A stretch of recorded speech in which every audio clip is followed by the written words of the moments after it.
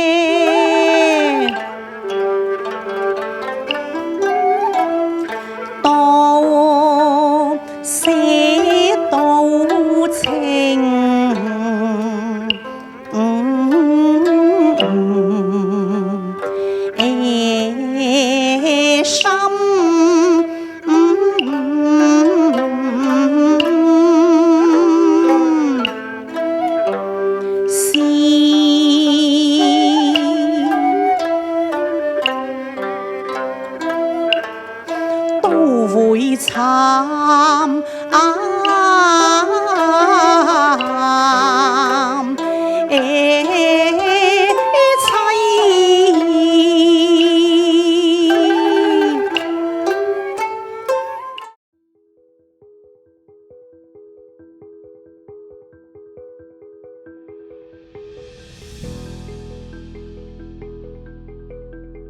西亞研究所喺推廣中國文化方面一直係不遺餘力嘅，要將中國文化同埋價值傳承落去，係一個民族嘅生存同埋後續嘅希望嚟嘅。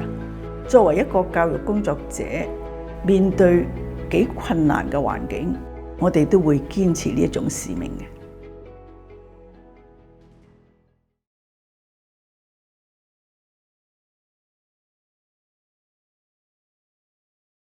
頭先講咗啦，龍喺西方嘅翻譯就係 dragon， 而 dragon 係一個邪惡嘅怪獸，所以我哋開始覺得好尷尬。譬如2008年，大家見到北京舉行奧運會，要設計一個吉祥物，我哋知道當年嘅吉祥物係咩啊？可愛嘅大熊貓，但係最早期投票最多嘅係呢個圖案，就係中國龍。中國龍先係我國家嘅象徵，但係點解呢個方案俾人 foul 咗咧？2004年即係早4年已經俾人 foul 咗㗎啦。其中一個最重要嘅原因就係所謂嘅 dragon 喺西方嘅形象不佳，大家明白未？然後造成咗當時就覺得唔應該攞呢樣嘢去象徵中國，然後先我揀咗大熊貓。但係呢件事亦都勒慶咗好多人，大家明白未？因為我哋龍本來就同 dragon 係冇關嘅，點解你依家會因為翻譯嘅問題就覺得佢同佢有關？所以就開始有大量嘅人咧就覺得我哋唔應該用 dragon， 我哋應該用龍。大家明白未？當時有好多嘅方案，你可以 LONG， 但係呢個係同長又有關，所以唔應該用呢個。你可以用 LUNG， 又係其他嘅意思，所以最好就係將 O double， 就係 long。long 咧，有人話呢兩個 OO 又好似龍嘅眼睛，又可以拖長呢個字母，又好似龍身。所以有2004年就係呢個北京嘅所謂中華龍咧，俾人 foul 咗，就開始好多人覺得唔應該即係我哋中國龍唔應該叫咩啊？叫 dragon。